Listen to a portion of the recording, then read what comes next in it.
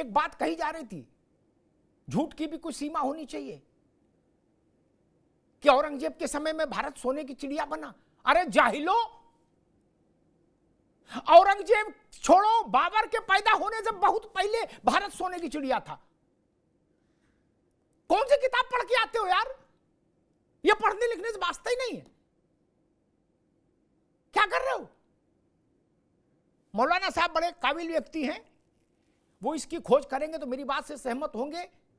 जब मुगल नहीं आए थे रावत जी, जब मुगल नहीं आए थे भारत में, तो विश्व के व्यापार में भारत की हिस्सेदारी 33% से ज्यादा थी।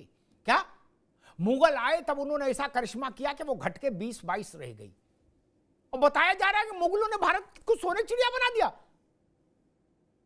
अरे पहले सोने का हाथी था, आपने चिड़िया में तब्दील कर दिया हिंदुस्तान, और अंग्रेज आए वो चिड़िया भी ले गए। ये बोलो ना, झूठ नहीं चलेगा।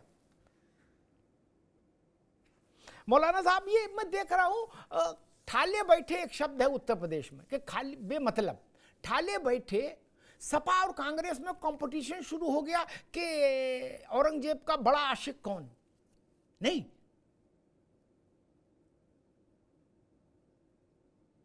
हीर रांझा टाइप कंपटीशन चल रहा है मौलाना साहब। कुछ तो सस्ता लो, सब बढ़िया लो, इसमें क्या खास बात है? थोड़े में ज्यादा स्वाद, यही तो है इसकी खास बात। मसाला। प्रायोजक हैं cancer healer centre, a new beginning. देखिए जी, इतिहास को इतिहास की तरह देखने की जरूरत है। मैं आपकी बात से एग्री हूँ कि मुगलों के आने से पहले भारत सोने का चिड़िया नहीं, हाथी नहीं, बल्कि दुनिया का सबसे सर्वश्रेष्ठ भारत था, जिसके पास धन था और जिसके पास रिसोर्सेज इतने थे कि उस जमाने में पेरिस या दुनिया अमेरिका तो था ही नहीं, दुनिया के किसी मुल्क में नहीं थे। ये बात सही है, मगर ये बात भी सही है कि औरंगजेब के टाइम पर कश्मीर से लेकर के या साउथ तक और चट्टागांग और हिंदू कश और अभी जो कैलाश मानसरोवर है, ये भी भारत का हिस्सा था, काबुल भी भारत का हिस्सा था। ये तो सही है, मगर उसके क्रूरता, उसके अत्याचार जो शिवाजी महाराज के साथ है, उसकी अगर कोई उस टाइप में सराहना करता है तो निंदनीय है। क्या शिवाजी महाराज के साथ 60,000 मुस्लिम फौजें नहीं थी जो लड़ रही थी, औरंगजेब के खिलाफ लड़ रही थी? ये भी सही है कि सिर्फ मंदिर तोड़ने का आरोप उस पर क्यों, औरंगजेब पर? औरंगजेब ने मंदिर को दान भी दिया है। और भी एक बात बताते चल रहा हूँ, कश्मीर का राजा हर्ष ने कितने मंदिर तोड़वाए, पल्लवी राजा 642 में कितने मंदिर उसने तोड़वाए। ऐसे इतिहास के अंदर अनगिनत लोग आते हैं जिन्होंने हिंदू होकर के भी मंदिर तोड़े हैं। तो मेरे कहने का मतलब क्या है कि हम इस देश के मिजाज को समझें और मिजाज को समझ करके हम बात करें। औरंगजेब की सराहना करने वालों को सोचने की जरूरत है कि देश की अगर भावनाएं भड़क रही हैं तो हमें संयम से काम लेने की जरूरत है। इतिहास के एक पन्ने को पलटने की जरूरत है और बताने की जरूरत है कि इतिहास को इतिहास रखो, हिंदू और मुसलमान से आगे जाओ। ठीक है मौलाना साहब, रावत जी के पास चलूं, फिर राजनीतिक मित्रों के पास, लेकिन दो बातें कह दूं। ये बहस बड़ी महत्वपूर्ण है, ये लाखों करोड़ों लोगों तक जाएगी। मौलाना साहब ने एक बात कही कि हिंदू राजाओं ने भी मंदिर तोड़े। मैं आपकी बात का प्रतिवाद नहीं करूंगा, लेकिन बिल्कुल अद्भुत बात कहता हूं। हां, तोड़े होंगे हिंदू राजाओं ने भी। बहुत सी नगर पालिकाएं अभी भी मंदिर हटा रही होंगी सड़क बनाने के लिए, लेकिन हमारी लड़ाई भाव को लेकर है मौलाना साहब, भाव को लेकर। आप भारत माता के माथे पर लात रख के खड़ा होना चाहते थे, इसलिए हम आपके विरुद्ध खड़े हुए। मंदिर तोड़ा या नहीं तोड़ा ये इतना बड़ा विषय नहीं।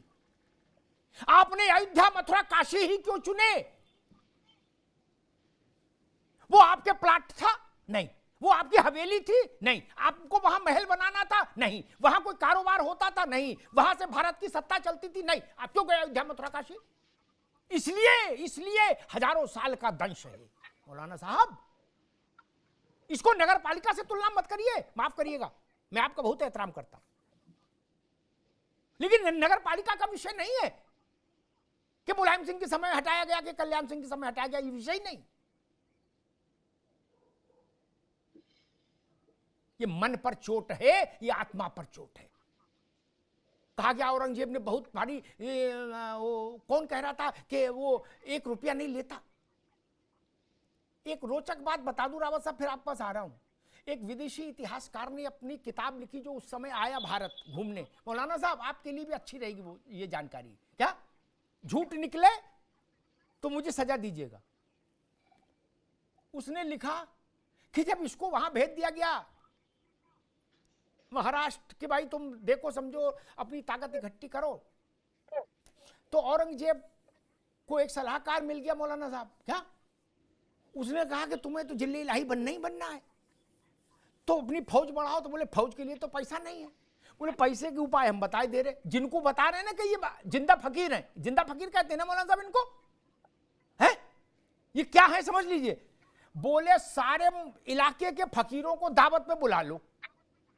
बोले उनके पास जितना माल है उनके लवादे में रहता है। क्या बुला लिया, और जब खाना खा लिए सब फकीर और बोल दिए कि खुश रहो बेटा तरक्की करो, तो औरंगजेब ने गेट बंद कराया। बोले सारे लोगों के कपड़े उतार लिए जाएं और इनको नए कपड़े दिए जाएं। क्या, और सारा माल मत्ता अंदर कर लिया, फकीरों का भी। मौलाना साहब जिनको ये बता रहे कि उनने 1 रुपया कभी नहीं लिया, उनने फकीरों के भी सब पैसे ले लिए थे। इसलिए ऐसा ना बताओ महाराज। रावत जी, कांग्रेस और समाजवादी पार्टी में औरंगजेब के इश्क में कौन ज्यादा गहरे तक पैवस्त है, गिरफ्तार है, इसकी होड़ लग रहा।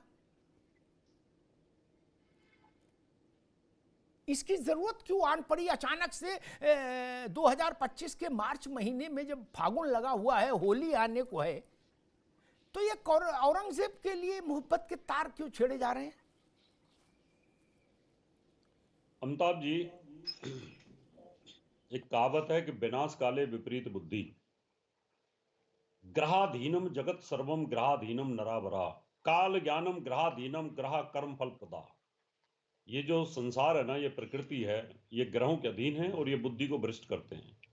इन लोगों की अब धीरे धीरे बुद्धि भ्रष्ट होती जा रही है, और बुद्धि भ्रष्ट का ही ये दुष्परिणाम है कि उस व्यक्ति की तारीफ कर रहे हैं जिसने अपने अब्बू जान को जेल में डाल दिया, अपने माता पिता को जेल में डाल दिया, उसको पानी के लिए तरसा दिया। ये उस व्यक्ति की कांग्रेस और सपा और ये अब्बू आजमी साहब तारीफ कर रहे हैं। ये उस आदमी की तारीफ कर रहे हैं, क्रूर हत्यारे की तारीफ कर रहे हैं, जिसने अपने भाइयों की गर्दन काट के थाली में सजा करके अपने अब्बू जान के सामने रख दी। ये उस क्रूर कसाई की तारीफ कर रहे हैं जिसने 20 दिन तक संभाजी महाराज को तड़पाया। यानी ऐसा व्यक्ति कितना घिनौना और कितना क्रूर हो सकता है, कितना अंदर से दुर्दांतवादी हो सकता है, उसका खून किस नेचर का रहा होगा कि वो व्यक्ति किसी की आंखें निकाल ले, किसी के नखून खींच ले और बदन के टुकड़े कर करके 20 दिन तक तड़फाता रहे। उससे उसका तो 1 पैसा दान मंदिर में भी किसी में गया होगा ना, वो भी बड़ा पाप किया होगा। ऐसे व्यक्ति का तो पानी पीना ही महापाप है, तो मंदिर में दान लेने की तो बात ही कहां से आ जाती है। और अगर इसने दान दिया भी होगा तो उन जयचंदों को दिया होगा जो जयचंद कहीं ना कहीं हिंदू धर्म में परिवर्तित हो चुके थे, जो इसकी तलवार के दम पर अपना हिंदू धर्म छोड़ के, सनातन छोड़ करके इस्लाम कबूल कर लिया था। उनका कोई अगर मंदिर रहा होगा तो उसमें जाकर के इन्होंने कोई दे दिया हो तो बात अलग है। इसलिए मैं इसका घोर विरोध करता हूं, और ऐसे औरंगजेब की तारीफ करना भी महापाप है। अगर अपनी जवान से इस प्रकार के आदमी की तारीफ भी करते हो तो वो भी कहीं ना कहीं पाप के खाते में ही जाएगा। मौलाना साहब, जब औरंगजेब के आदेश से विश्वेश्वर महादेव तोड़ा गया काशी में, अशोक भाई आ रहा हूं, उसमें काशी की इतिहास में सबसे बड़ा नरसंहार हुआ। हजारों साधु संत बटुक मारे गए, कत्ल कर दिए गए। जो कूप है ज्ञानवापी में, उस कूप में गाय का रक्त डाल दिया गया बाल्टी से। यह मानसिकता थी, जिसके कसीदे काढ़े जा रहे हैं उसकी मानसिकता ये थी। और एक बात किसी ने कही थी अशोक भाई कि उसने मंदिरों को तोड़ा, ओके, लेकिन मंदिर बनाए भी। ये मंदिर बनाए वाला फार्मूला वैसे ही है जैसे अंग्रेजों ने भी भारत में कुछ लोगों को राय बहादुर बनाया था। क्या बिल्कुल। लेकिन चंद्रशेखर आजाद को तो मार दिया था ना, सावरकर को तो काला पानी दी थी, हजारों लोगों को तो फांसी लगाई थी, जलियांवाला बाग तो किया था। और कल को कोई आके अंग्रेजी कहे कि नहीं उनने वो आजमगढ़ के गुल्लू भैया के बाबा को राय बहादुर बनाया था, तो क्या करें, ओढ़े के बिछाएं गुल्लू भैया को? है अशोक जी, आपको नहीं लगता कि ये रॉन्ग नंबर डायल हो गया महाराष्ट्र से और इसकी लपट उत्तर प्रदेश तक आ रही है? मतलब आप लोगों ने टेलीफोन करके ये तो पूछे होगा अब वो आदमी से कि क्या खाए थे, उस ये बोलने से पहले क्या मसला था, एकदम उत्तेजित कैसे हो गए वो, और अचानक से औरंगजेब के इश्क में मदहोश क्यों हो गए? अशोक जी।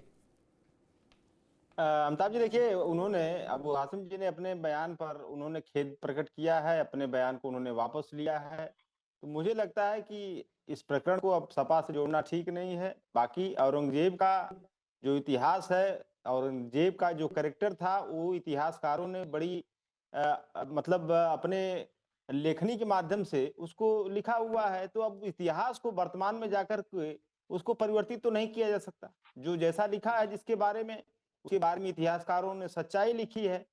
अब अगर औरंगजेब की बात किया जाए और पेशवाओं की बात किया जाए, दोनों की अगर बात किया जाए अमिताभ जी, तो जो चीज कॉमन इतिहासकारों ने लिखा है वो एक चीज कॉमन थी, डिस्क्रिमिनेशन, भेदभाव। जैसे औरंगजेब के जमाने में भेदभाव हुआ करता था धार्मिक आधार पर, उसी तरह पेशवाओं के राज में भी भेदभाव हुआ करता था जातीय आधार पर। तो ये चीजें मूल्यांकन करने की चीजें हैं। अगर औरंगजेब ने भेदभाव किया तो पेशवाओं ने कौन सा नहीं किया, वो तो हिंदू थे। और अगर भाजपा या हमारा जनमानस अगर औरंगजेब को विलेन मानता है तो उसी जबान से, उसी दिमाग से उसको पेशवाओं को भी विलेन मानना पड़ेगा। क्योंकि पेशवाओं ने भी हमारे दलित समाज के कमर में झाड़ू, गले में हाड़ी और न जाने क्या क्या उनके साथ अत्याचार किया था, सिर्फ इसलिए किया था क्योंकि वो छुआछूत की वजह से, उनको दलित की वजह से भेदभाव किया था।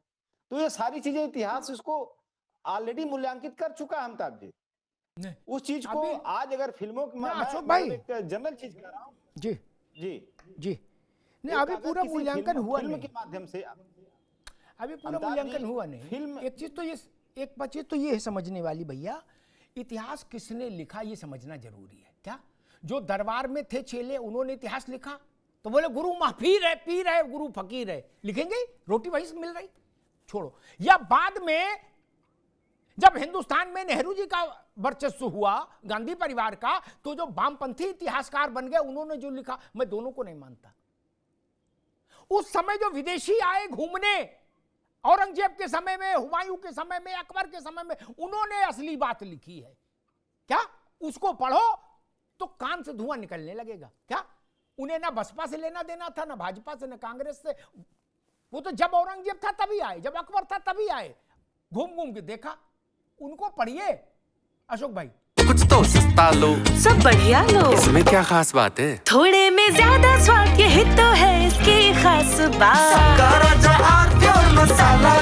प्रायोजक हैं cancer healer centre, a new beginning.